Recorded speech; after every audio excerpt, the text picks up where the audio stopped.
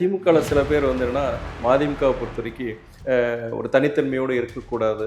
உதாரணம் மற்ற இயக்கங்கள் கூட சில இடம் கொடுப்பாங்க, ஏன்னா எங்களுக்கு கொடுக்க மாட்டாங்க. திமுக வந்து மதிமுக உள்ள இன்ஃப்ளூயன்ஸ் பண்ற அளவுக்கு மதிமுக வீக்கான ஒரு கட்சியா?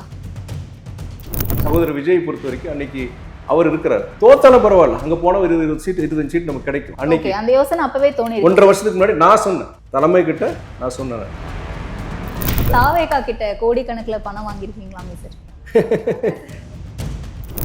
ஒரு எம்எல்ஏக்கு 35 கோடி 50 கோடின்னு சொல்லிட்டு ஆபரேஷன் மெகாலயாவா எங்க கட்சியோட 2 எம்எல்ஏக்களும் இன்னைக்கு விலை போயிட்டாங்க. பாஜக கிளைக்கலன்னு சொன்ன அதே அதிமுக வந்து நீங்க ஆட்சி அமைக்கிறது சொல்லும்போது it is totally going against electorate.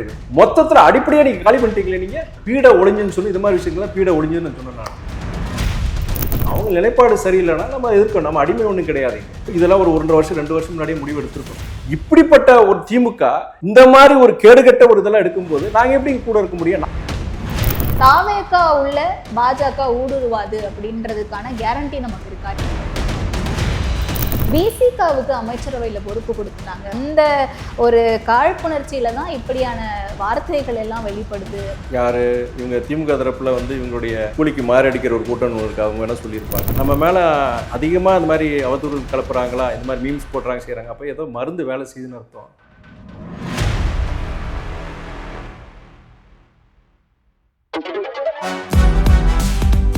சூப்பரா இருக்கு அம்மா, எனக்கு இதோட சீக்கிரம் தெரியும். Chocolate sweetened condensed milk from Milky Mist. Aachi Masala, எந்த சமையலும் ருசி தேடும் ரகசியம். 20 ரூபாய். தி டிபேட் நேயர்களுக்கு வணக்கம். இன்றைய சிறப்பு நேர்காணலில் நம்மோடு இணைந்திருப்பவர் மதிமுகவினுடைய முதன்மை செயலாளரும் திருச்சி நாடாளுமன்ற உறுப்பினருமான திருமிகு துரை வைகோ அவர்கள். வாங்க பேசலாம். வணக்கம் சார்.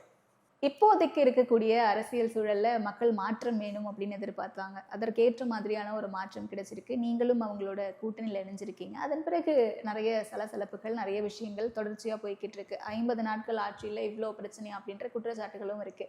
ஸோ அதை பத்தி பேசும். முதல்ல நான் கேட்கணும்னு நினைச்சது, கூட்டணியிலிருந்து வெளியே வரீங்க, திமுக கூட்டணியிலிருந்து. அப்போ நிறைய பேர் உங்கள் மேலே நிறைய அலிகேஷன்ஸ் வைக்கிறாங்க, நீங்கள் அதற்கான பதில்களை கொடுக்குறீங்க. அப்போ ஒரு இடத்துல பீடை ஒழிஞ்சுது அப்படின்னு சொல்கிறீங்க. ஏன் அப்படி சொன்னீங்க? நீங்கள் கிட்டத்தட்ட திமுகவோட கிட்டத்தட்ட 10 வருஷமாக கூட்டணி இருந்தாங்க. 10 வருஷம், 2 சட்டமன்ற தேர்தல், 2 நாடாளுமன்ற தேர்தல், உள்ளாட்சி தேர்தல், 10 வருஷம் ஒரு நீண்ட நெடிய பயணம் தான் எங்களுக்கும் அவங்க கூட. ஆனால் வந்து எந்த இது சூழ்நிலையில் நான் கூட்டணியில் சேருங்கிறது அப்போ கலைஞர் இருக்கிறாரு, அவருக்கு முடியாமல் தான் இருக்கிறார் கடைசி காலம் அவருக்கு. அப்போ வந்து ஒரு கட்டத்தில் வந்து பாஜக வந்து இங்கே தமிழ்நாட்டில் ஒரு வளரக்கூடிய சூழல் ஒன்று வருது. அப்படி வரும்போது என்னென்னா, நம்ம இங்கே திராவிட இயக்கங்கள் எல்லாம் ஒன்று சேரணும், மதவாத அரசியலுக்கு நம்ம இங்கே நம்ம ஒரு இடம் கொடுத்துடக்கூடாதுங்கிற ஒரு இதில் ஒரு காமன் மினிமம் ப்ரோக்ராமில் வந்து நம்ம இப்போ மதிமுக மற்ற பொது உடைமை இயக்கங்கள் எல்லாமே நாங்கள் அதில் சேர்றோம். நாங்கள் அப்படி சேரும்பொழுது அப்போது கலைஞருக்கு பொறுத்த வரைக்கும் தலைவர் வைகோவாக இருக்கட்டும், ஒரு கலைஞர் ஐயாவாக இருக்கட்டும், என்னதான் இருந்தாலும் அரசியல் பகை இருந்தாலுமே 2 பேருமே சேர்ந்து பயணித்தவங்க.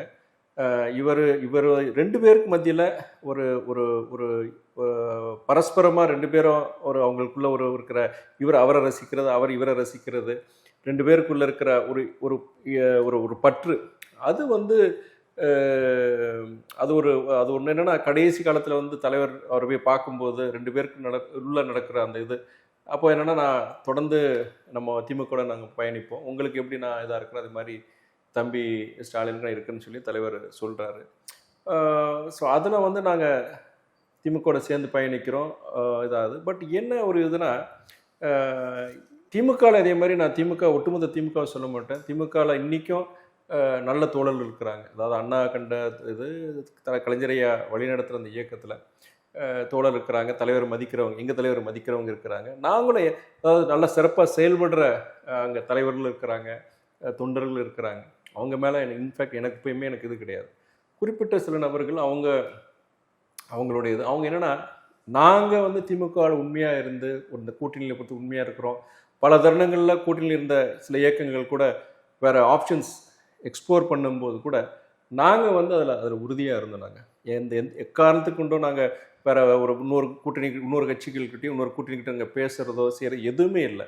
இந்த 10 வருஷமாக அவ்வளோ ஒரு இதாக இருந்தோம் நாங்கள் இருந்தோம். பட் ஆனால் பல கசப்பான சில சம்பவங்கள், அது வந்து என்னென்னா அவங்க திமுகவில் சில பேர் வந்து என்னென்னா மதிமுகவை பொறுத்த வரைக்கும் ஒரு தனித்தன்மையோடு இருக்கக்கூடாது. அதே நேரத்தில் இந்த உதாரணம் மற்ற இயக்கங்கள் கூட சில இடம் கொடுப்பாங்க, ஏன்னா எங்களுக்கு கொடுக்க மாட்டாங்க. உதாரண எங்கள் சின்னத்தில் நாங்கள் போட்டி போடாமல் இருந்தது, போட்டியிடக்கூடாத ஒரு சூழலை உருவாக்குறது. அதே மாதிரி குறைஞ்சபட்ச சில இதெல்லாம் பார்க்கும்போது அதில் பல நேரங்களில் வந்து இதாக இருக்குது. அது நாங்கள் கூட்டணி விட்டு வெளியே போகக்கூடாது முடியாத ஒரு சூழ்நிலையும் இருந்தது. அதே நேரத்தில் வந்து ஒரு சில விஷயங்கள் பொறுத்த வரைக்கும் முதல்ல நடந்த சட்டமன்ற தேர்தலில், நாங்கள் கூட்டணி சேர்ந்த முதல் சட்டமன்ற தேர்தலில் கூட தமிழ்நாடு முழுக்க எங்களுடைய நிர்வாகிகள் எல்லோரும் கேட்க தான் செய்வாங்க, வாய்ப்புகள் கேட்பாங்க.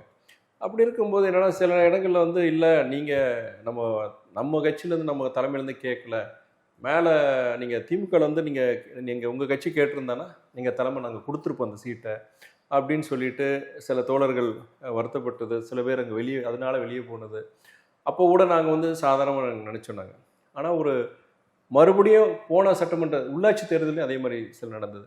போன சட்டமன்ற தேர்தலையும் சில தோழர்கள் பொறுத்த வரைக்கும் நீங்கள் நம்ம இதுலேருந்து அந்த இதே லிஸ்ட்லேயே நம்ம பேர் இல்லையாமே, அந்த தொகுதியை நீங்கள் கேட்கலையாமே அப்படின்னு கேட்கும்போது, நம்ம உதாரணம் ஒரு 6 இடம் ஒதுக்குறாங்கன்னா 18 இடம் 24 இடம் ஆப்ஷன்ஸ் நம்ம கொடுப்போம்.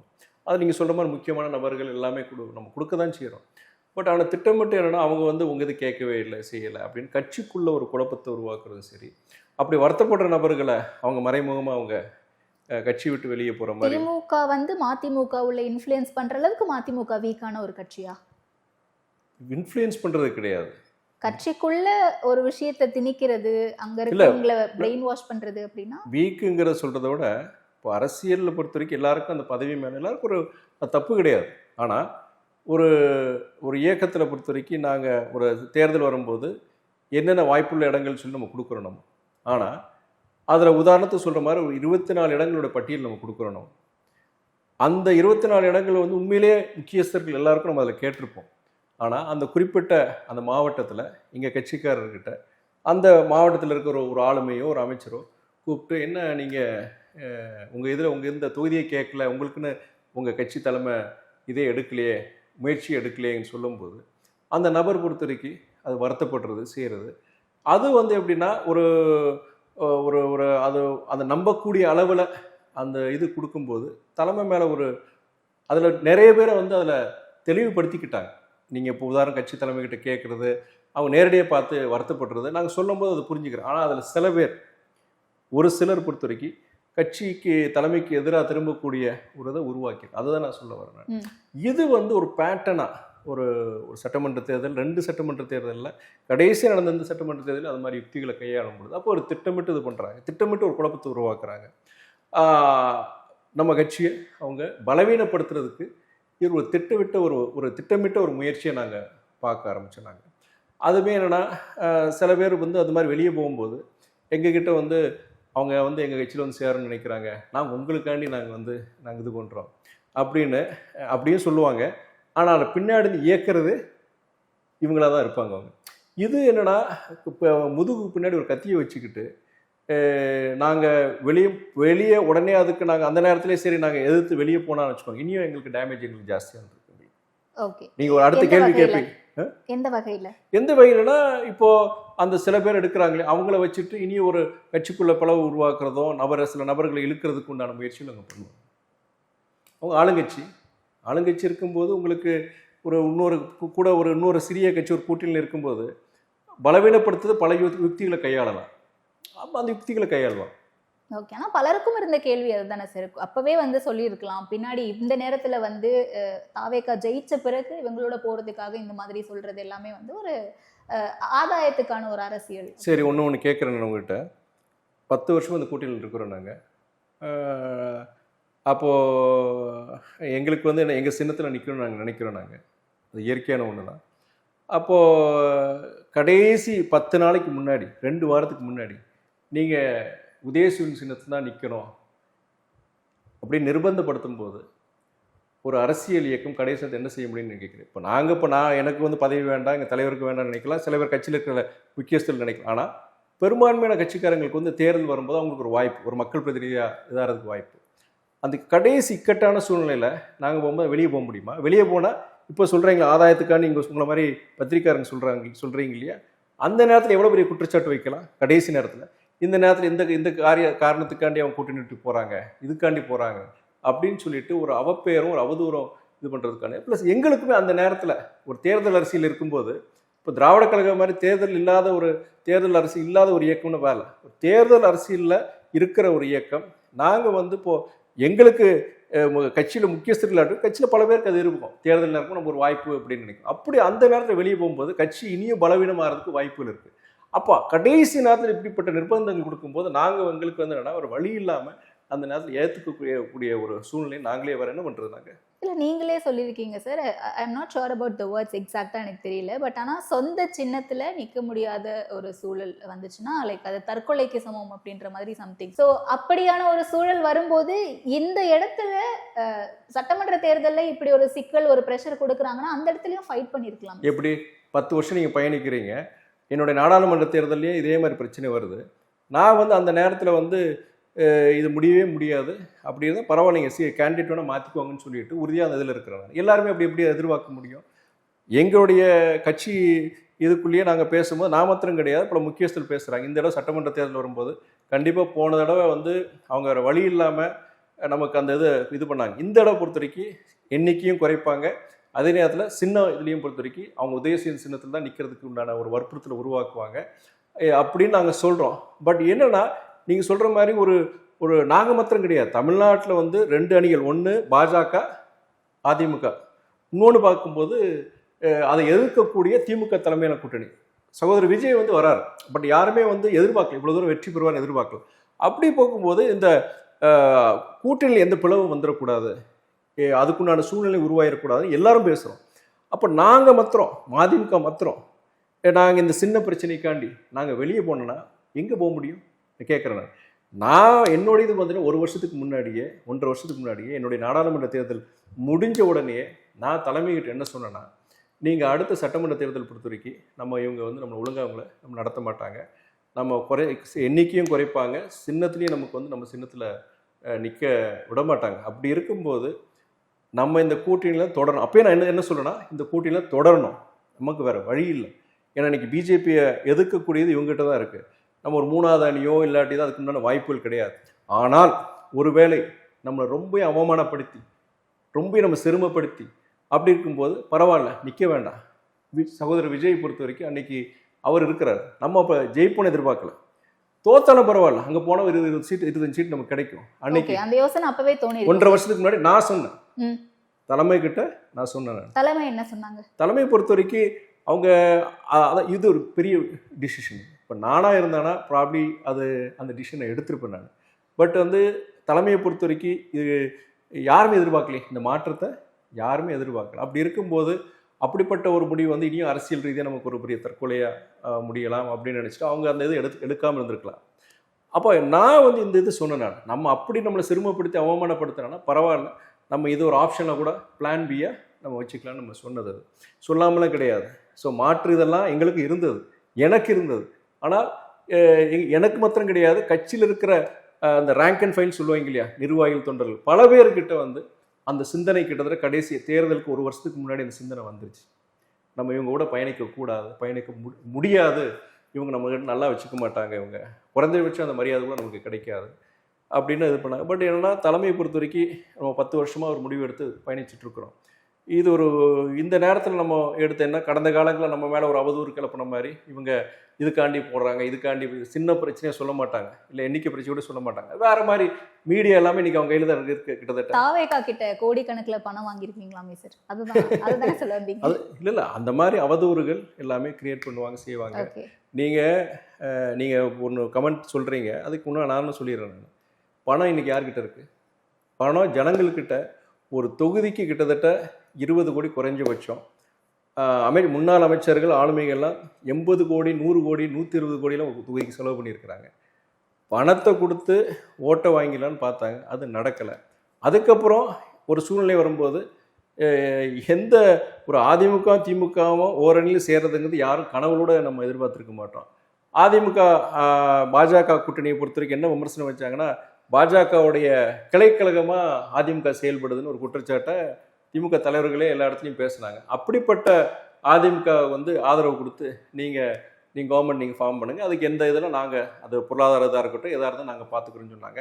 அதுவும் இல்லாமல் அந்த இப்போ இப்போ ஒரு வழக்கு பதிவு பண்ணியிருக்க உங்களுக்கே தெரியும், ஒரு எம்எல்ஏக்கு 35 கோடி 50 கோடின்னு சொல்லிட்டு ஆப்ரேஷன் மெகாலயாவா அப்படின்னு சொல்லிட்டு ஒரு 15 எம்எல்ஏக்களை எடுத்து ஆட்சியை கவிழ்க்கலான்னு. ஏன்னா அவங்களுடைய தலைவர் சொல்லியிருக்கிறார்ல, திமுக தலைவர் 2 மாதம் 3 மாதத்துக்கு மேலே அந்த ஆட்சி நீடிக்காது, நம்பிக்கையோடு இருங்க, தயாராகுங்கள் தேர்தலுக்குன்னு சொல்லியிருக்கும்போது இப்படிப்பட்ட ஒரு இதில் இந்த மாதிரி ஆப்ரேஷன் மெகாலயாங்கிற மூலியமாக அதுக்கு ஒரு கிட்டத்தட்ட ஒரு 200-300 கோடி செலவு பண்ணி இந்த ஆட்சியை கவிழ்க்கலான்னு சொல்லும்போது எங்கள் கட்சியோட 2 எம்எல்ஏக்களும் இன்னைக்கு விலை போயிட்டாங்க. இப்படிப்பட்ட சூழல் யார்கிட்ட பணம் இருக்குது? தாவேக்கா பொறுத்திருக்கீங்கன்னா ஒரு பைசா செலவு பண்ணாமல் செய்யாமல் சாதாரண ஆட்டோக்காரங்க, அதாவது ஏதாவது ஒரு 1,00,000 ரூபா கூட செலவு பண்ண முடியாதவங்க இன்னைக்கு வெற்றி பெற்றிருக்கிறாங்க, சில பேர் அமைச்சர்களாக இருக்கிறாங்க. அதனால் யார் பொருள் யார் குதிரை பேரம் பண்ணுவாங்க? இன்னைக்கு ஜனங்க பொறுத்த வரைக்கும் மீடியா கிட்ட நான் கேட்குற கேள்வி, இது போன்ற குதிரை பேரங்கள், இது போன்ற ஒரு ஒரு ஒரு மோசமான காரியங்கள்ல யார் ஈடுபட்டிருக்காங்க, முன்னாடி யார் ஈடுபடுவாங்கிறது ஜனங்களுக்கு தெரியும். ஓகே, இப்போ நான் அப்சர்வ் பண்ணது வரைக்கும் நீங்கள் சொன்ன பதில இருந்து 2 கேள்வி.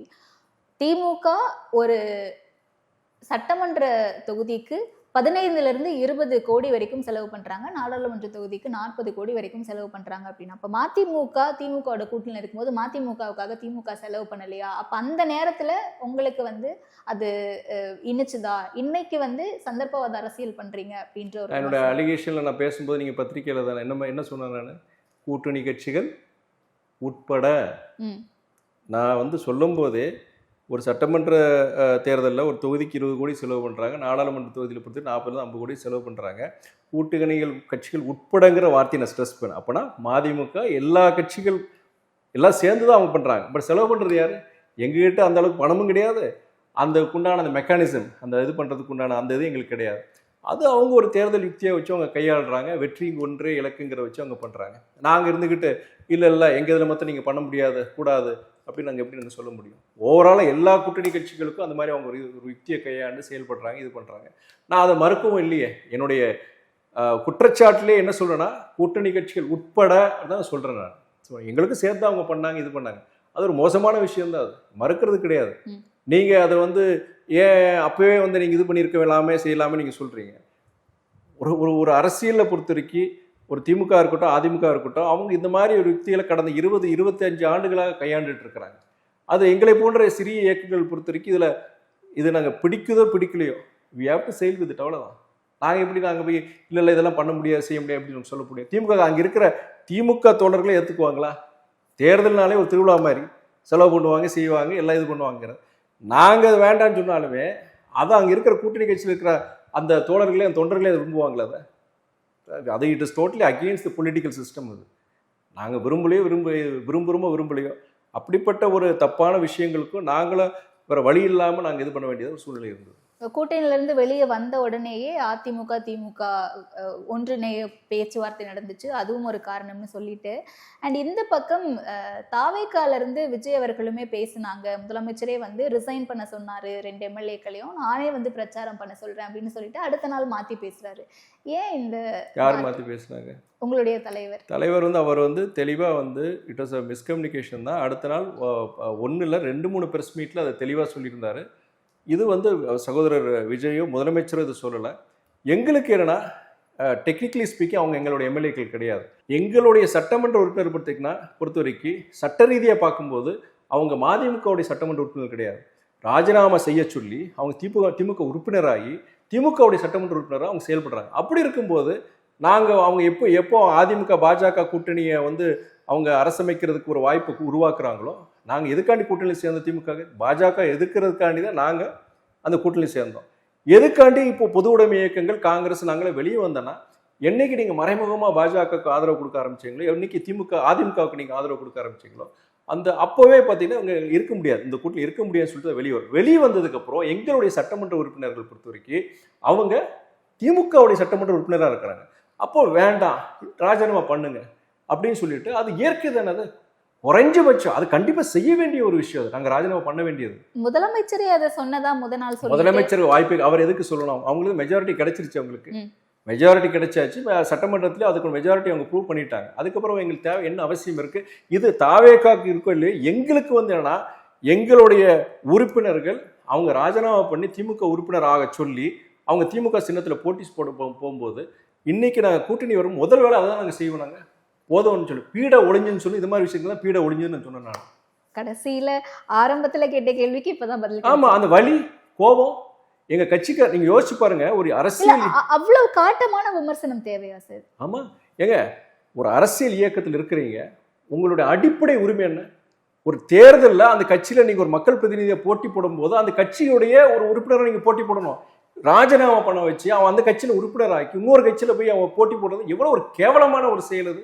இன்னைக்கு பல சீனியர் ஜெர்னலிஸ்டுக்கு கூட இந்த விஷயம் தெரியல. இன்னைக்கு எவ்ரிபடி ஷாக். இன்னைக்கு எல்லாருக்கும் அது இன்னும் இவ்வளவும் பண்ண வேண்டியது இருக்குங்களா இன்னொரு கட்சி சின்னத்துல போட்டி போடுறதுக்கு? இதெல்லாம் எங்களுக்கு தெரியலையேன்னு சொல்றேன். திருச்சியில் நான் போட சொல்லும் போதே செத்தாலும் எங்களுடைய சின்னத்துல தான் போட்டி போடுவேன்னு சொல்லும் போது அதோட அந்த இதுலயே நான் விளக்கங்கள் சொல்றேன். பட் அதெல்லாம் எடிட் பண்ணிட்டாங்க. நான் சொல்லும் போது எங்களுக்கு திமுக சின்னத்து மேல எங்களுக்கு எந்த இதுவும் கிடையாது. நாங்க மதிக்கிறோம். அண்ணா கண்ட சின்னம் எங்க தலைவர் வைகோவே இந்த சின்னத்துல போட்டி போட்டிருக்கிறாரு. அப்படி இருந்த போதிலும் நான் எப்படிங்க நான் ராஜினாமா பண்ணி உங்க கட்சியில் உறுப்பினராக எப்படிங்க போட்டி, அதுதாங்க பிரச்சனை சொல்லி அதெல்லாம் கட் பண்ணிட்டாங்க. ஏன்னா இப்போ இந்த விஷயங்கள் பொறுத்த மீடியால போகும்போது மிகுந்த ஒரு மக்கள் மத்தியிலும் சரி, பொதுவா பத்திரிகை உலகம் எல்லாருக்கும் மத்தியிலும் பார்த்தீங்கன்னா இவ்வளவு ஒரு சங்கடங்களா, இவ்வளவு ஒரு உங்களை சங்கடப்படுத்திருக்காங்களா? இது அடிப்படை ஜனநாயகத்துக்கு எதிரான ஒரு விஷயமே. இத்தனை நாள் எப்படி நீங்க இருந்தீங்கிற கேள்விதான் வருது. இத்தனை நாள் ஏன் இருந்தீங்க? அப்ப ஏன் இருக்கணும்? என்ன இல்ல அவசியம் இருக்கு? இல்ல நான் என்ன சொல்றேன்னா, இல்ல இப்ப திமுக வந்து அதிமுகவை பாஜகவினுடைய கிளை கழகமா இருக்காங்கன்னு சொல்லிட்டு இன்னைக்கு அவங்களுடைய போய் ஒன்றிணைய பாக்குறாங்க அப்படிங்கறது பிரச்சனையா இருக்கு. அப்ப இங்க அதே மாதிரி தானே தாவேகாவினரும் அங்க அதிமுகவுல பாஜகவினுடைய கிளை கழகமா செயல்பட்ட சில உறுப்பினர்களை இந்த பக்கம் இழுக்கிறாங்க, குதிரை பேரம் பண்றாங்க, அங்க இருக்க நபர்கள் ராஜினாமா செய்துட்டு வராங்க இருக்கு. அதிமுக ஆட்சி அமைக்கிறதுக்கு திமுக வந்து எல்லா வேலையும் செய்யறாங்க, கூப்பிட்டு பேசுறாங்க, எல்லாம் பண்றாங்க. நீங்க கூட்டணியில் இருக்க முக்கியமான தலைவர்களே இது சொல்லியிருக்கிறாங்க. இந்த திமுக தலைமை வந்து அவங்களை வந்து இந்த ஆப்ஷன் கொடுத்தாங்கிறது என்ன தவறு இருக்கு? மக்கள் மத்தியில போய் அதிமுக வந்து பாஜக கிளை கழகம் மதவாத அரசியல் தமிழ்நாட்டில் வந்துடக்கூடாதுன்னு சொல்லிட்டு ஊர் ஊராவை பிரச்சாரம் பண்ணி ஓட்டுகளை வாங்கிட்டு இன்னைக்கு அதே அதிமுகவை பாஜக கிளைக்கலன்னு சொன்ன அதே அதிமுக வந்து நீங்க ஆட்சி அமைக்கிறது சொல்லும்போது it is totally going against electorate. அது ஜனங்களுக்கு அவங்க எதுக்காக உங்களுக்கு வாக்கு கொடுத்தாங்க? மதசார்பின்மை சொல்றீங்க, ஜனநாயகம் சொல்றீங்க, சமூக நீதி சொல்றீங்க, மொத்தத்துல அடிப்படையா நீங்க காலி பண்ணிட்டீங்களே. நீங்க எப்படி நீங்க இதை சொல்லிட்டு ஒரு மாற்று ஒரு இது எடுக்கும்போது அதற்கு எதிர்மறையான ஒரு இது எடுக்கும்போது கூட்டணி கட்சிகள் எப்படி இருக்க முடியும்? நீங்க பாருங்க, இப்போ அதிமுக வந்து நீங்க தாவேக்காக்கு சொல்றீங்க. அதிமுக பொறுத்த வரைக்கும் அந்த கட்சி எதுக்கு ஆரம்பிச்சாங்க? எம்ஜிஆர் பொறுத்த வரைக்கும் திமுக ஒரு மாற்று, கலைஞரையாக்கு ஒரு மாற்றம் தான் அந்த கட்சி. இப்போ நான் வந்து அது அதிமுகவுடைய இதில் வந்து எனக்கு உடன்பாடு கிடையாது. ஆனால் இருந்தாலுமே அந்த கட்சிக்காரங்க, அந்த கட்சியுடைய நிர்வாகிகள், தொண்டர்கள் பொறுத்த வரைக்கும் அவன் பிறக்கும் போதே அவன் என்னைக்கு அரசியலுக்குள்ள வரானா அவன் திமுக வந்து ஒரு எதிரியை தான் பார்க்குறாங்க. எந்த திமுக அவன் எதிரியா பார்க்குறாங்களோ செய்கிறாங்களோ அதே திமுக கூட இவங்க அதிமுக பேசுகிற உடன்பாடு ஏற்படும் அவன் ஏற்றுக்க மாட்டேங்க. இது நீங்க அதிமுக இருக்கிற ராஜினாமா பண்ண எம்எல்ஏக்களா இருக்கட்டும், ஆளுமைகளா இருக்கட்டும், சாரசாரையா இன்னைக்கு தாவேக்கா போறதுக்கு முக்கியமான காரணம் அடித்தளத்துல, அதிமுக அடித்தளத்துல அங்க இருக்கிற தொண்டர்கள், அங்க இருக்கிற நிர்வாகிகள் அத்தனை பேருக்கும் மிகப்பெரிய ஒரு அதிர்ச்சி. எப்படா நம்ம எப்படி திமுக இது பண்ண முடியும், செய்ய முடியும்? நம்முடைய தலைவர் எப்படா பேச முடியும், அவங்களோட பேச முடியும்? அப்படிங்கிற போது அவங்களால ஏத்துக்க முடியல. அதே வேளையில சகோதரர் விஜய் பொறுத்த வரைக்கும் அவருக்கு திமுக எதிரான அந்த மனநிலை, அந்த திமுக தலைமைக்கு எதிரான மனநிலையை பார்க்கும்போது அவங்க வந்து ஒரு ஒரு ஒரு இது ஒரு ஐடென்டிஃபை அவங்களுக்கு என்னன்னா ஒரு மன ரீதியா என்னன்னா, இப்போ திமுக உண்மையா எதிர்க்கிற சக்தியா வந்து இன்னைக்கு சகோதரர் விஜய் வந்திருக்கிறாரு, திமுக எதிர்க்கிற உண்மையான சக்தியை தாவேக்கா இன்னைக்கு உருவாயிருக்கு. அப்படிங்கிற போது அவங்களுக்கு அது நேச்சுரலா வந்து இன்னைக்கு மாறுறதுக்கு இது வந்து அதிமுக இருக்க அடிப்படை உறுப்பினர்லேருந்து அந்த ஒரு மனமாற்றம் வந்ததுனாலதான் அதிமுக இருக்கிற எம்எல்ஏக்களா இருக்கட்டும் எத்தனை பேர் இன்னைக்கு வந்து தாவேக்கா போறதுக்கு முக்கியமான காரணம். ஓகே, ஆனா இன்னைக்கு வந்து தாவேக்கா நாங்க ஒரு தூய ஆட்சியை கொடுப்போம், நாங்க ஒரு தூய சக்தி அப்படின்னு சொல்றாங்க. நீங்களுமே வந்து இன்னைக்கு சமீபத்துல கொடுத்த பிரஸ் மீட்ல லஞ்ச லாவண்யம் இல்லாத ஒரு அரசை வந்து கொடுத்துக்கிட்டு இருக்காங்க அப்படின்னு சொன்னீங்க. ஆனா அதிமுகவுல பல பேர் மேல கரப்ஷன் சார்ஜஸ் இருக்கு, அவங்க வந்து தாவேக்காவுல இணைகிறாங்க அப்படின்னும் போது அது இந்த ஆட்சிக்கோ இல்ல தாவேக்காவுக்கோ ஒரு களங்கத்தை ஏற்படுத்துமா ஏற்படுத்தாதா? நான் ஒன்னே ஒன்று சொல்றேன். தலைமை, ஒரு கட்சியோடைய தலைமை தான் முக்கியம் உங்களுக்கு. அந்த தலைமை மேலே அந்த தலைமை எப்படி செயல்படுதுன்னு பார்க்குறோம் நம்ம. அந்த தலைமையை பொறுத்த வரைக்கும் அவங்க அதுக்கு உதாரணம் பற்றி கொள்கை ரீதியாக நமக்கு வந்து பிடிக்கலை அப்படி இருக்கும்போது நம்ம வந்து என்ன பண்ணுறோன்னா, நம்ம அந்த அந்த கட்சியை விட்டு நம்ம விலகுறோம், இல்லை அந்த கட்சிக்கு உண்டான ஆதரவை நம்ம வாபஸ் வர்றோம், இல்லை அந்த கட்சி உறுப்பினராக இருந்தால் அதை விட்டு வெளியே வரணும். அதில் வந்து என்னன்னா, இந்த ஒரு கட்சியோடைய நிர்வாகிகள் பொறுத்த வரைக்கும் நீங்கள் அவங்க ராஜினாமா பண்ணிட்டு வேற கட்சிக்கு போகலாம், செய்யலாம். அது ஒரு ஜனநாயக இயக்கத்தில் நடக்கிறது தான். ஆனால் நீங்கள் லஞ்ச லாவியம்னு சொல்கிறீங்க இல்லையா, நீங்கள் இப்போது அதிமுகலேருந்து திமுகலேருந்து இன்னைக்கு நிறைய பேர் இன்னைக்கு தாவைக்கில் சேர்ந்துருக்கிறாங்க. இளைஞர்களில் கிட்டத்தட்ட பல்லாயிரக்கணக்கான பேர் சேர்ந்துருக்கிறாங்க. ஒன்றிய செயலர் நான் கேள்விப்பட்ட வரைக்கும் 160 ஒன்றிய செயலர் திமுகலேருந்து இன்னைக்கு போயிருக்கிறாங்க. பகுதிச் செயலர்கள் நிறைய பேர் போயிருக்காங்க. வெளியில் தெரியறது கிடையாது, அவங்க அதில் வெளியே இது பண்ணுறது இல்லை. ஸோ திமுகலேருந்து போகிறாங்க, அதிமுகலேருந்து போகிறாங்க. இது வந்து என்னென்னா, நீங்கள் அவங்க பழைய இயக்கத்தில் இருந்தவங்க இப்போ இந்த இயக்கத்துக்கு வர்றாங்க. கடந்த காலங்களில் அவங்க செயல்பட்ட மாதிரி இங்கே செயல்படக்கூடிய ஒரு சூழல் உருவாகாதுன்னு நான் நினைக்கிறேன். ஏன்னா சமீபத்தில் கூட முதலமைச்சர் என்ன சொல்லியிருக்காருன்னா, அவங்க கட்சி தாவேக்கால இருக்கிற அமைச்சர்கள்கிட்டே அவர் என்ன சொல்லியிருக்கிறாருன்னா, நீங்கள் லஞ்ச லாவண்யத்துக்கு இது மாதிரி மக்களுக்கு எதிரான இந்த மாதிரி செயல்பாடுகளை நீங்கள் ஈடுபட்டீங்கன்னா யாராக இருந்தாலும் நடவடிக்கைன்னு சொல்லியிருக்கிறாரு. அந்த மாதிரி சில பேர் ஈடுபட்டவங்களை கட்சியிலேருந்து நீக்கியிருக்கிறாங்க. நீக்கினது மாத்திரம் கிடையாது, அது அரசியல் தான் எல்லாம் பண்ணுவாங்க. உடனே தப்பு நடக்கும்போது உடனே அவர் நீக்கிட்டாங்க, அடிப்படை உறுப்பிலிருந்து நீக்கிட்டாங்கன்னு சொல்லுவாங்க. ஆனால் சட்ட ரீதியான நடவடிக்கைகள் எடுக்கப்பட்டதா அப்படிங்கிற பெரும்பான்மையாக நடக்கிறது இல்லை. ஆனால் தாவேக்கா பொறுத்த வரைக்கும் சம்பந்தப்பட்ட அந்த நிர்வாகிகள் கட்சி ரீதியான நடவடிக்கை மட்டும் கிடையாது, சட்ட ரீதியான நடவடிக்கை எடுத்து அங்கே அந்த எஃப்ஐஆர் ஃபைல் பண்ணுறது எல்லாமே முறையாக செய்கிறாங்க. அது வந்து ஒரு நம்பிக்கை உருவாக்குது. நீங்கள் சொல்ல மாதிரி அதிமுகலேருந்து முன்னாடி தப்பு செஞ்சவங்கலாம் இன்னைக்கு போய் தாவேக்கால போய் சேர்றாங்களா? அப்போ மறுபடியும் இங்கே லஞ்ச லாவண்யம் இல்லாத ஒரு அரசாங்கம் அரசியல் சொல்றாங்களே, இது எப்படி சாத்தியப்படும் நீங்க கேட்குறீங்க? அமைச்சரவையில அவங்களுக்கு பங்கு கொடுக்காம இருப்பாங்களா? ஏன்னா முன்னாள் அமைச்சரா இருந்தவர்களும் இன்றைக்கு இணைந்திருக்காங்க அப்படின்ற பொழுது திரும்பவும் ரீஎலெக்ஷன் வரும், பை எலெக்ஷன் வரும், பை எலெக்ஷன்ல அவங்க ஜெயிப்பாங்க, அமைச்சரவையில பங்கு கொடுக்க வேண்டிய சூழல் வரும். அப்ப என்ன வேணா நீங்க அமைச்சர்கள் பங்கு கொடுக்கலாம். அதை சொல்லல, தலைமை, கட்சியோட தலைமை அவங்க வந்து என்னன்னா அவங்க அதுல கரெக்டா இருக்கணும். முதலமைச்சர் பொறுத்த வரைக்கும் எக்காரத்து கொண்டும் நம்முடைய தாவேக்காவோட அமைச்சர்களோ சரி, அதிகாரத்தில் இருக்கவங்க சரி, தப்பு செய்யக்கூடாது, தப்பு செஞ்சா நான் விடமாட்டேன்னு சொல்லியிருக்கிறாரு. அந்த விஷயத்துல என்னன்னா அதுல வந்து எனக்கு நம்பிக்கை இருக்கு. நீங்க அதிமுகல இருந்து தப்பு செஞ்சவங்க உள்ள போனாலுமே, தாவேக்காக்கு போனாலுமே அப்படி தவறு செய்யக்கூடிய ஒரு சூழலை வந்து அந்த உருவாக்க மாட்டாங்கிற நம்பிக்கை இருக்கு. அனுபவம் இல்லாத கட்சி, ஆட்சி அமைக்க தெரியல, இவங்களுக்கு ஆட்சியை எப்படி வழி நடத்துறதுன்னு தெரியலன்ற விமர்சனம் இருக்கும்போது அந்த ஒரு அதீத நம்பிக்கை எப்படி வருது சொல்லுங்க? இல்ல, எனக்கு நம்பிக்கை ஒண்ணு. நீங்க நம்பிக்கை எங்கிருந்து வருதுன்னு சொல்றீங்க இல்லையா? இந்த தேர்தல், சட்டமன்ற தேர்தலில் கிட்டத்தட்ட பலாயிரக்கணக்கான கோடியை வந்து திமுக செலவு பண்ணியிருக்கிறாங்க, அதிமுக செலவு பண்ணியிருக்காங்க. இவங்க அது செலவு பண்ணலை. செலவு பண்ணுறது மாத்திரம் இல்லாமல் தேர்தலில் என்ன சொல்கிறாங்கன்னா, லஞ்ச லாவண்யம் இல்லாத ஒரு அரசியல் நாங்கள் கொடுப்போம், ஒரு ஆட்சியை கொடுப்போம்னு சொல்லும்போது சொன்னது மாத்திரம் இல்லாமல் அதுக்கப்புறம் வந்ததுக்கு அவங்க எடுத்த நடவடிக்கை, நீங்கள் பில்டிங் அப்ரூவலாக இருக்கட்டும், நீங்கள் இல்லை உங்களுக்கு வந்து ஒரு ஒரு ஒரு நீங்கள் கார்பரேஷன் மாநகராட்சிக்கு போகிறீங்க, இதில் என்ஓசி வாங்கணும் செய்யணும்னா முன்னாடியெல்லாம் பல லட்சங்கள். இப்போ ரியல் எஸ்டேட் எனக்கு தெரிஞ்சவங்களே பார்த்தீங்கன்னா ஒரு வருஷத்துக்கு பல கோடிகள் செஞ்சு தான் அவங்க ரியல் எஸ்டேட் தொழிலே சில பேர் பண்ணுறாங்க. அப்போ அவங்கெல்லாம் இன்றைக்கி என்ன நிறைய இடங்களில் பல்வேறு துறைகள் என்ன சொல்கிறாங்கன்னா, முன்னாடி மாதிரி இல்லைங்க, அந்த பார்ட்டி ஃபண்ட் ஒன்று வாங்குறது கிடையாது, இல்லை குறைஞ்சபட்சம் 20% 30% வந்து கமிஷன். இப்போது ஒரு ஒரு ஒரு உதாரணம் பார்த்தீங்கன்னா, ஒரு ரோடு கான்ட்ராக்ட்னு வச்சுக்கோங்க. ரோடு கான்ட்ராக்ட் வச்சு பார்த்தீங்கன்னா 30% இத்தனை % கட்சிக்கு, இத்தனை % அங்கே இருக்கிற அமைச்சருக்கு இத்தனை % சொல்லிட்டு 30% எடுத்துடுறாங்க. அதிகாரிகள் கொஞ்சம் எடுத்துடுறாங்க. குவாலிட்டி மோசமாக போகிறதும் சரி, ப்ளஸ் காஸ்ட் எஸ்கலேஷன். ஒரு ஒரு 10 கோடியில் போட வேண்டிய ஒரு சாலையை இவனுங்க வந்து 15 கோடியில் இப்போ காரணம் அந்த 30% அந்த கட்சி பார்ட்டி ஃபண்டுன்னு வாங்குறது சரி. இந்த மாதிரி விஷயங்களை பொறுத்த வரைக்கும் ஒரு மாற்றம் வந்திருக்கு. உதாரணம் என்ன சொல்லியிருக்காங்க, இப்போ நம்முடைய இந்த அரசாங்கம் என்ன சொல்லியிருக்காங்கன்னா, நீங்கள் ஒரு நமக்கு பல்வேறு திட்டங்களை செயல்படுறதுக்கு உண்டான ஒரு நிதி பற்றாக்குறை இருக்கு, பெரிய ஒரு சேலஞ்ச் இருக்குது. ஆனால் எதை வச்சுன்னா, நாங்கள் இப்போ ஒரு டெண்டர் கொடுக்குறாங்கன்னா 100 கோடினா அது ஆக்சுவல் வந்து செலவு பார்த்தீங்கன்னா 70 கோடி தான். இந்த மாதிரி ஒரு ஒரு ஒரு நேர்மையான முறையில் நம்ம திட்டங்களை செயல்படுத்தும் போது செலவுகள் குறையும் போது இது நம்ம வந்து இந்த திட்டங்களை செயல்படுத்த முடியும், இந்த லஞ்ச லாவண்யத்தையும் நம்ம குறைக்கலாம்னு சொல்லிட்டு அது போன்ற பல இது பொறுத்தவரைக்கும் பல்வேறு துறைகளில் வந்து நம்ம செய்தியாக வருது. இல்லை அதனால் பயனடைகிறவங்க நிறைய பேர் நம்மக்கிட்ட சொல்லும் பொழுது இது வந்து ஒரு நம்பிக்கையை உருவாக்கியிருக்கு. ஃபஸ்ட்டு அவங்க தேர்தலில் செலவு பண்ணலை, ஒன்று பணம் போட்டால் தானே எடுக்கணும் நம்ம. ரெண்டாவது இன்னொரு விஷயம் என்னென்னா, பல்வேறு துறைகளில் அரசியல்வாதிக்கு சொன்னீங்க நம்ப மாட்டீங்க, ஆனால் இதில் ஒரு தொழில் செய்கிறவங்களா இருக்கட்டும், இல்லை பயனாளிகளாக இருக்கட்டும், ஒரு அரசாங்கத்து ஒரு என்ஓசி வாங்கட்டும், ஒரு லைசன்ஸ் இருந்தாட்டும், இதெல்லாம் பொறுத்த வரைக்கும் இன்றைக்கி ஒரு லஞ்ச லாவண்யம் இல்லை, நாங்கள் பணம் கொடுக்க தேவையில்லை அப்படிங்கிறது வந்து ஒரு ஃபர்ஸ்ட் ஹேண்ட் இன்ஃபர்மேஷன். நான் படித்து தெரியறதில்ல. அதனால பயனடைகிறவங்க வந்து என்கிட்ட சொல்லும்போது நம்பிக்கை நமக்கு ஏற்படுது. எனக்கு மாத்திரம் கிடையாது, பல இடங்கள் இது பேசுகிறாங்க. ஓகே. தாவேகா தரப்புல இருந்து ஆதரவு கட்சிகளுடைய ஒரு ஆலோசனை கூட்டம் நடத்துறாங்க. அது கூட்டணி கட்சிகள் முடிவாயிடுச்சு, இதுதான் புதிய கூட்டணி அப்படின்னு எடுத்துக்கலாமா, இல்ல இது பிறகுதான் பேச்சுவார்த்தையை நடக்குமா? இல்லை, அந்த கூட்டத்தில் நாங்கள் கலந்துக்கிட்ட போதே கூட்டணி இயக்கங்களுடைய ஒரு கலந்தாய்வு கூட்டம் மாதிரி தான் இருந்தது. ஸோ அதில் அந்த கூட்டத்துக்கு வந்த அனைத்து இயக்கங்களை பொறுத்து கூட்டணியில் இருக்கிற இயக்கங்கள் தான், அதில் மாற்று கருத்தே கிடையாது. ஆல்ரெடி திமுகவில் இருந்த அதே கூட்டணி தான், தலைமை மட்டும் தாவேகாவா? தலைமை மாத்திரம் கிடையாது, அவங்க நடைமுறை, அவங்களுடைய செயல்பாடுகள் கூட எல்லாத்துலேயும் மாற்றம் தான்.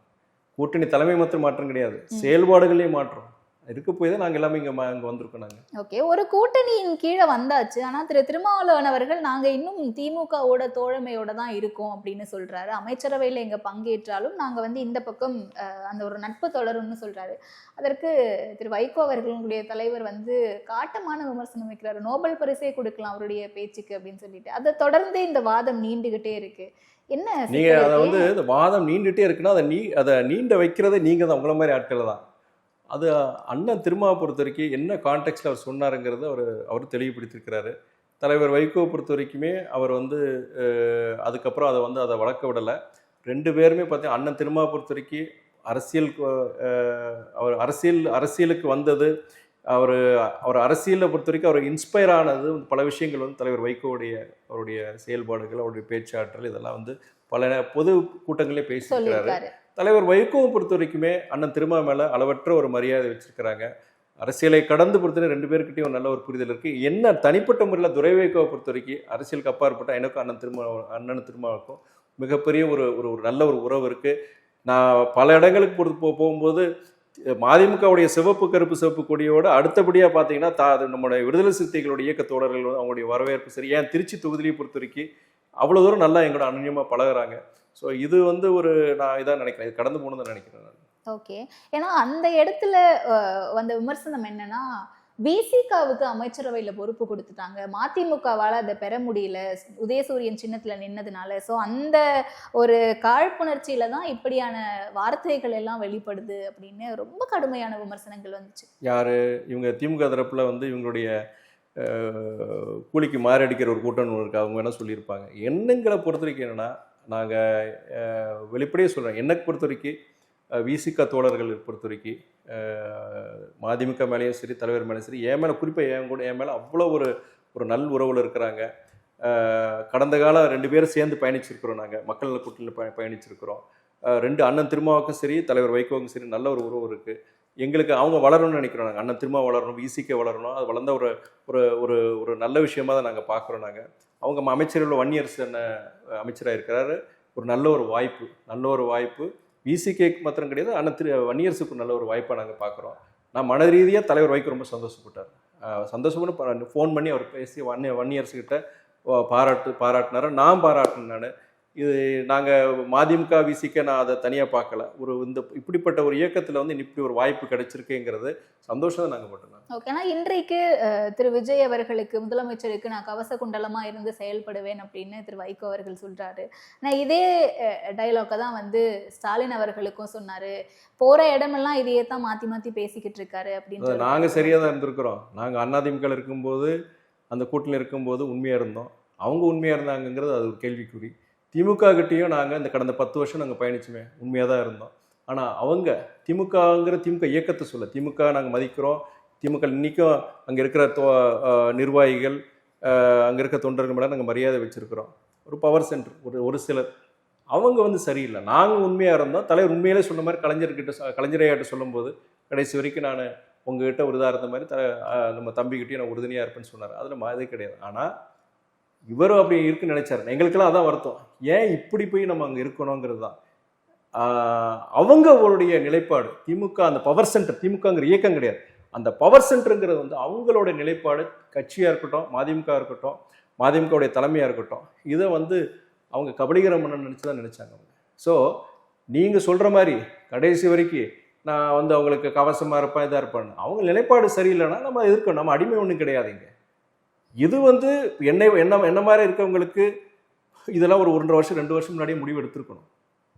இது காலங்கடந்த ஒரு தான் நான் சொல்கிறேன். நான் நீங்கள் அதனால் வந்து ஒரு நம்ம திமுக கூட 10 வருஷம் இருந்தனா அவங்க நிலைப்பாடு சரியில்லையா, அவங்க எண்ணங்கள் சரியில்லையா, அங்கே ஏன் இருக்கணும்? ஒரு தடவை சொல்லிட்டீங்கன்னா அதுபடி அவங்க நடந்ததான் நாங்கள் எதிர்பார்ப்பாங்க. இந்த கூட்டணி மாறக்கூடிய அவசியமே கிடையாது. தனிப்பட்ட முறையிலையும் சரி, அவங்க அரசியல் ரீதியாகவும் சரி, அவங்க ஒழுங்காக நடந்துக்கலையே. கலைஞர் இருந்து அதை ஒத்துருப்பாரா? அதிமுக பாஜக கூட்டணிக்கு ஆதரவு கொடுத்து அந்த கட்சியை வந்து ஆட்சிக்கு வரும்னு கலைஞரை நினைச்சிருப்பாரான்னு கேட்கறேன் நான். இல்ல பாஜகவை விட்டுட்டு வரதுக்கு அதிமுக தயாரா அது மாத்திரம் இருந்திருக்க இல்ல, அது மாட்டாங்களா? மாத்திரம் என்னங்க, ஆட்சி அமைக்கணும் அப்படின்னா பாஜக கூட்டணியில இருந்து வெளியே வரதுக்கு அதிமுக தயாரா இருந்திருக்க மாட்டாங்களா? அது நீங்களா சொல்றீங்க. நீங்க அது திமுகல சொல்லணும். அதற்கான நீங்க சொல்லக்கூடாது, நீங்க சொல்லக்கூடாது. நான் சொல்லல, இல்ல, வந்திருக்க நீங்க மாட்டாங்களா பாருங்க, கேள்வியா இந்த பாருங்க, கேக்குறேன். அதிமுக Possibilities இல்லையான்னு. இப்போ அதிமுக பாஜக கூட்டணி இருக்கா இல்லையா? நான் கேட்கறேன் உங்ககிட்ட கேள்வி. இருக்காங்க, ஒரே ஒரு அதிமுக பாஜக கூட்டணி இல்ல, கூட்டணி வெளியே வந்துட்டாங்களா? இருக்காங்க, இருக்காங்க இல்லையா? இருக்காங்க. அப்படிப்பட்ட அந்த கூட்டணியை அதிமுக வந்து ஆட்சி கட்டில அமைக்கணும்னு நினைக்கிறது எவ்வளவு பெரிய தவறு. கலைஞரே முதல்ல அதுக்கு ஒப்புதல் கொடுத்திருப்பாரா? ஒரே ஒரு எம்எல்ஏ தானே சார் இருக்காங்க. அவங்க வேண்டான்னு விட்டுட்டு ஏங்க, ஆட்சி அமைக்கணும். ஒரு எம்எல்ஏ இருக்கலாம், அரை எம்எல்ஏ இருக்கலாம். ஆனா வந்து அதிமுகவும் பாஜகவும் சேர்ந்து பயணிக்கிறாங்க. இதே திமுக தலைமை ஊரூரா போய் அதிமுக வந்து பாஜகவுடைய கிளைக்கழகம்னு சொல்லி ஊரூரா பிரச்சாரம் பண்ணாங்க. அன்று அதாவது எம்ஜிஆர் கண்ட அதிமுக இன்னைக்கு கிடையாது, புரட்சித்தலைவி எம்ஜிஆர் ஜெயலலிதா அம்மா அந்த அதிமுக கிடையாது. எடப்பாடி வந்து குத்தகை கொடுத்துட்டாரு, யாருக்கு? பாஜக குத்தகை கொடுத்துட்டாருன்னு சொல்லி ஊர்வராவை பிரச்சாரம் பண்ணிட்டு அதே அண்ணன் எடப்பாடியை கொண்டு முதலமைச்சர் ஆக்கணும், அதாவது பாஜகவுடைய கிளைக்கழகத்தை போய் ஆட்சியில் கட்டில் உட்கார நினைக்கிறது வந்து எந்த உண்மையான திமுக தண்டனை ஒத்துக்க மாட்டேன், கலைஞரே முதல்ல ஒத்துக்க மாட்டாரு. இப்படிப்பட்ட ஒரு திமுக இந்த மாதிரி ஒரு கேடுகட்ட ஒரு இதெல்லாம் எடுக்கும்போது நாங்க எப்படி கூட இருக்க முடியும்? இல்ல இதே கலைஞர் அதான் சொல்றாரு. இல்ல நீங்க இல்ல பாஜகவோட கூட்டணி வச்சிருக்காங்க. இல்ல நான் சொல்ற இது வந்து என்னன்னா, நாங்க ஒரு 10 வருஷம் முன்னாடி ஒரு சொன்னதுக்காண்டி காலமெல்லாம் அவங்க என்ன செஞ்சாலும் என்ன தப்பு செஞ்சாலும் இது பண்ணாலும் நாங்க அதுபடியே பின்னாடி போகணும்னு என்ன அவசியம் இருக்கு? இல்ல அததான் கேட்க வந்தேன். அப்ப இதே கலைஞரையா பாஜகவோட இதுக்கு முன்னாடி கூட்டணி வச்சதே கிடையாது. நான் சொல்றது வந்து இந்த தேர்தல் பிரச்சாரத்துக்கு சொல்றேன். கடந்த சட்டமன்ற தேர்தலில் திமுக என்ன பிரச்சாரம் பண்ணாங்க? பாஜக எதிர்ப்பு. பாஜக எதிர்த்து தானே எதிர்த்து நாங்க ஆட்சிக்கு எங்களுக்கு மறுபடியும் எங்களுக்கு வாய்ப்பு கொடுக்குதுன்னு சொன்னாங்க. அதே கூட்டணி எப்படி நீங்க ஆதரிக்கலாம்? நீங்க ஆட்சிக்கு வர்றதுக்கு அவங்களை எப்படி அதிமுக வந்து நீங்க வாங்க, நீங்க கவர்மெண்ட் ஃபார்ம் பண்ணுங்க எப்படி சொல்லலாம்? இல்ல அப்ப டெல்லி வெர்சஸ் தமிழ்நாடு இந்த பிரச்சாரத்தை எடுக்கும் போது அப்ப கூட இருந்தது எல்லாமே ஓகே. பட் இன்றைக்கு தாவேகா உள்ள பாஜக ஊடுருவாது அப்படின்றதுக்கான கேரண்டி நமக்கு இருக்கா? ஏன்னா அந்த பிரச்சாரத்தின் போது தாவேகா பாஜக கூட்டணி பேசினாங்களா? கிடையாது. தாவேகா வந்து நீங்க பிஜேபி அதிமுக கூட்டணியை வந்து ஆட்சி அமைக்கிறதுக்கு ஏதாவது பார்த்தாங்களா? யூகிக்கிறீங்க அப்படின்னு கிடையாது. திமுக பிரச்சார மேடைகள்ல இந்த பேச்சுகளும் இருந்துச்சு. அதான் சொல்றேன்ல, அடுத்தவன் வந்து பிஜேபி ஸ்லீப்பர் செல் சொல்றது, அடுத்தவன் வந்து பிஜேபி பிஜிடி பி டீம் சொல்றது. ஆனா செய்யறது ஃபுல்லா இவங்க தான். இன்னைக்கு வந்து யார் இது போன்ற முடிவுகள் எடுக்கிறாங்க? இன்னைக்கு அதிமுக பாஜக கூட உறவு பேசுறது செய்யறது யார் பேசிட்டு இருக்காங்க? தாவேகா பேசலையே. தாவேகா பேச திமுக பேசுது. நீங்க எப்படி யூகிக்கலாம்? தாவேகா அப்படி போவோம், சரி நீங்க எப்படி யூகிக்கலாம்? நீங்க தாவேகா பொறுத்த வரைக்கும் தெளிவா அவர் வந்து முதலமைச்சர் சொல்லியிருக்கிறாரு, நாங்க அரசியல் ரீதியா பொறுத்த வரைக்கும் நாங்க எதிர்க்கிறோம், சித்தாந்த ரீதியா நாங்க எதிர்க்கிறோம், மதவாத சாதி மத அரசியலுக்கு எதிராக நாங்க செயல்படுவோம், மதசார்பின்மைக்கு நாங்க தான் மதசார்பின்மை நாங்க நம்புறோம்னு சொல்லிட்டு அவர் தெளிவா சொல்லியிருக்காரு. ஆனால் நிர்வாக ரீதியா பொறுத்த வரைக்கும் ஒரு சென்ட்ரல் ஸ்டேட் ரிலேஷன்ஷிப் ஒரு ஒன்றியத்துக்கும் மாநில அரசுக்கு உண்டான ஒரு உறவு இருந்தாதான் இங்க திட்டங்களை செயல்படுத்துறதா இருக்கட்டும், இன்னைக்கு நிதி பற்றாக்குறை இருக்கிற இந்த சூழ்நிலையை பொறுத்த வரைக்கும் தமிழ்நாட்டுக்கு உண்டான திட்டங்களா இருக்கட்டும் எல்லாத்தையும் செயல்படுத்துறதுக்கு வந்து ஒரு அந்நியமான ஒரு உறவு இருக்கிற அது அட்மினிஸ்ட்ரேட்டிவ் ரீசனா சொல்றாரு. அதே நேரத்தில் வந்து உங்களுக்கு அரசியல் ரீதியா நாங்க வந்து எதிர்க்கிறோம், கண்டிப்பா நாங்க எதிர்காலத்தில் நாங்க எதிர்ப்போங்கிறத சொல்லியிருக்கிறார். சமீபத்தில் நடந்த பொதுக்குழு செயற்குழு கூட்டத்தில் துரை வைகோ கலந்து கொள்ளவில்லை, அப்பாவுக்கும் மகனுக்கும் பிரச்சனையா இப்படி எல்லாம் பார்க்க முடியுதே நிறைய. இல்ல இது என்னன்னா, அன்னைக்கு பொதுக்குழு எங்கள் கட்சியில் ஒரு முக்கியஸ்தர் அவர் கிட்டத்தட்ட அவர் வந்து ஒரு உடம்பு ரொம்ப முடியாக இருக்கிறதுனால அந்த நேரத்தில் வந்து தலைவர்கிட்ட சொல்லிட்டு தான் நாங்கள் போனேன். நான் அது அன்னைக்கு அதனால தான் இங்கே கலந்துக்க முடியல. மற்றபடி பொறுத்த வரைக்கும் நான் எந்தவித ஒரு இது கிடையாது. நான் இன்னைக்கு ஒரு மதிமுகவுடைய நாடாளுமன்ற உறுப்பினராக இருக்கிறேன். கட்சி இன்னைக்கு ஒரு புக் ரிலீஸ் ஃபங்க்ஷன் நடக்க போகுது, தலைவருடைய நாடாளுமன்ற உரைகள். அது சம்பந்தமாக தலைவர் அவங்க சொல்றது அந்த என்ஆருக்கு போய் இன்விடேஷன் கொடுக்குன்னு சொல்றாங்க, அதுக்குண்டான ஏற்பாடு பார்க்க சொல்றாங்க. அதெல்லாம் பார்த்துட்டு தான் இருக்கிறேன். வெளியில இருந்து பாக்குறவங்களுக்கு அப்படி தெரியாது இல்ல சார். எப்படி கட்சியினுடைய முதன்மை செயலாளரா இருக்காரு, அன்றைக்கு திமுகவோட கூட்டணி கிடையாது, அந்த கூட்டணி முறிய போகுது அப்படின்ற ஒரு அனௌன்ஸ்மெண்ட் கொடுக்க போறாங்க, தீர்மானங்கள் நிறைவேற்ற போறாங்கிறது எல்லாருக்குமே தெரியும். ஸோ ஒரு முக்கியமான ஒரு பொதுக்குழுவுல முதன்மை செயலாளர் இல்லை அப்படிங்கிறது அந்த இடத்துல ஏதோ ஒரு சிக்கலோ என்ன பிரச்சனை, ஏதோ சின்ன ஒரு சின்ன முரண் இருக்குமோ அப்படின்ற ஒரு கேள்வி இருக்குதுன்னு நானும் இதுக்குண்டான பதிலை கொடுத்துட்டேன், தலைவரும் கொடுத்துருக்குறாங்க. இதில் பொறுத்த வரைக்கும் என்னன்னா, எந்த சூழல்னாலும் அதை இன்னைக்கு பொதுக்குள்ள கலந்துக்க முடியலங்கிறது அதுக்குண்டான விளக்கத்தை நாங்கள் கொடுத்துருக்குறோம். ஓகே, இந்த 50 நாட்கள் 60 நாட்களில் தாவேக அரசினுடைய செயற்பாடுகளை எப்படி பார்க்குறீங்க? அதாவது கடந்த 20-25 ஆண்டுகள் ஒரு ஒரு தப்பான ஒரு நிர்வாகம், ஒரு நிர்வாக சீர்கேடு, இதில் வந்தோட பிரச்சனைகள் இத்தனை பிரச்சனை நம்ம பார்க்கணும். அது எப்படி 50 நாட்களில் சரி பண்ண முடியும், 6 மாதத்துக்கு சரி பண்ண முடியும், 5 வருஷமானாலும் சரி பண்ண முடியும், முழுமையாக சரி பண்ண முடியாது. ஓரளவு அதுக்குண்டான சரி செய்யக்கூடிய அந்த வழிமுறைகளை நம்ம பின்பற்றலாம். நீங்கள் உதாரணம் மின்சாரத்துறையில் கிட்டத்தட்ட 3 லட்சம் கோடி கடன் இருக்கு. இன்னைக்கு மின்சார தட்டுப்பாடு பார்க்குறோம், மின்சாரத்தில் இந்த பவர் கட்ஸை பார்க்குறோம். இதுக்கு இந்த மின்சாரத்துறையில் இருக்கிற அந்த கட்டுமானங்கள், அந்த கட்டமைப்பு இன்ஃப்ராஸ்ட்ரக்சர்னு சொல்லுவாங்க, அந்த இன்ஃப்ராஸ்ட்ரக்சருக்கு உண்டான அந்த உரிய செலவுகளை அந்த கடந்த கால அரசுகள் செய்யலை. உதாரணம் ஆள் பற்றாக்குறை, மின்சாரத்துறையிலையும் சரி போக்குவரத்து துறையிலும் பார்த்தீங்கன்னா மிகப்பெரிய ஆள் பற்றாக்குறை இருக்குது. கிட்டத்தட்ட 30-40% 40 விழுக்காடு ஷார்ட்டேஜ் இருக்குன்னு சொல்கிறாங்க. இப்படி இருக்க இதில் பொறுத்த வரைக்கும் என்னன்னா, அதை நம்ம மின்சாரத்துறை அதிகாரிகளையோ இல்லாட்டி போக்குவரத்து துறை அதிகாரிகளையோ நம்ம அதை குறை சொல்ல முடியாது. கடந்த 20-25 ஆண்டுகளாக இந்த ஒரு தவறான ஒரு நிர்வாகம், இது மாதிரி அதுக்குண்டான கட்டமைப்புக்குண்டான அந்த செலவுகளை செய்யாமல் இருக்கிறது, ஆள் பற்றாக்குறை, இதெல்லாம் பண்ணும்போது அதனுடைய இதுதான் இன்னைக்கு பார்க்குறோம். நம்ம அப்படி பிரச்சனைகள் இருக்க தான் செய்யும். இதை இந்த அரசாங்கத்தினாலும் பிரச்சனையும் சொல்ல முடியாது.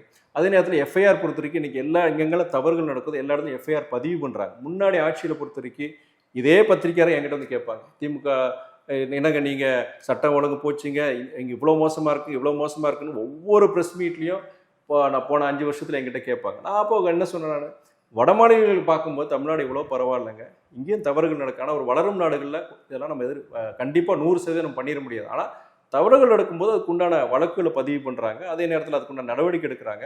கடந்த கால அதிமுக பொறுத்த வரைக்கும் அந்த நடவடிக்கைகள் எடுக்காமல் இருந்தாங்க. எதிர்க்கட்சிகள் உங்களை போன்ற பத்திரிகைக்காரங்க அதை வெளியில் கொண்டு வரும்போது வேற வழி இல்லாமல் அந்த வழக்குகள் பதிவு பண்ணுறது, நடவடிக்கை எடுக்கக்கூடிய சூழ்நிலை. இப்போ அப்படி கிடையாது. இன்னைக்கு நான் சொல்கிறேன், தாவேக அந்த அரசாங்கம் வந்த பிறகு தவறுகள் நடக்கலன்னு சொல்லி நடக்குது, நடவடிக்கை எடுக்கிறாங்க, எஃப்ஐஆர் ஃபைல் பண்ணுறாங்க, சம்மந்தப்பட்ட நபர்களை கைது பண்ணியிருக்கிறாங்க. இன்ஃபேக்ட் எஃப்ஐஆர்ஸ் முன்னாடி கொஞ்சம் தயக்கம் இருந்து இன்றைக்கி எஃப்ஐஆர் நிறைய போடுறாங்கன்னு நான் கேள்விப்படுறேன். நான் காவல்துறை அதிகாரிகள் அங்கங்கே சந்திக்கும்போது சொல்லும்போது அவங்க என்ன சொல்கிறாங்க, சார் இந்த தடவை நாங்கள் ஸ்ட்ரிக்டாக எங்களுக்கு என்னென்னா கண்டிப்பாக எஃப்ஐஆர் நாங்கள் ரிஜிஸ்டர் பண்ணணும்னு சொல்லியிருக்காங்க. அது வரைக்கும் மேபி இந்த டேட்டா வைஸ் போகிறது கூட குற்றங்கள் ஜாஸ்தி கூட தெரியலாம். ஆனால் நீங்கள் இப்போது இந்த தவறுகள் நடக்கிறதுக்கு ஒரு அடிப்படை காரணம் பார்த்தீங்கன்னா இந்த போதைப் பொருளுடைய இதுதான். போதைப் பொருளுங்கிறது நீங்கள் தமிழ்நாடு மாத்திரம் கிடையாது, இந்தியா முழுக்க இருக்கிற மிகப்பெரிய ஒரு பெரிய பிரச்சனை, சவால். குறிப்பாக வட மாநிலங்களில் இந்த பிரச்சனை இங்கேயோட 10 மடங்கு அதிகமாக இருக்குங்க. அதுக்கு இந்த போதைப் பொருளில் பார்த்தீங்கன்னா நீங்கள் சிந்தட்டிக் ட்ரக்ஸ் இன்னைக்கு வர ஆரம்பிச்சிச்சு. இந்த பொருள் சிலது வெளிநாடுகள்லேருந்து வருது. அப்போ என்னன்னா ஒன்றிய அரசோடைய பங்களிப்பு இதில் ஜாஸ்தியாக இருக்கணும். நீங்கள் உங்களுக்கு கடல் வழியாக வருது, நீங்கள் நார்த் ஈஸ்ட் இங்கே நம்ம மிசோரம், நாகாலாண்டு, இந்த போன்ற வட கிழக்கு மாநிலங்கள்லேருந்து வருது.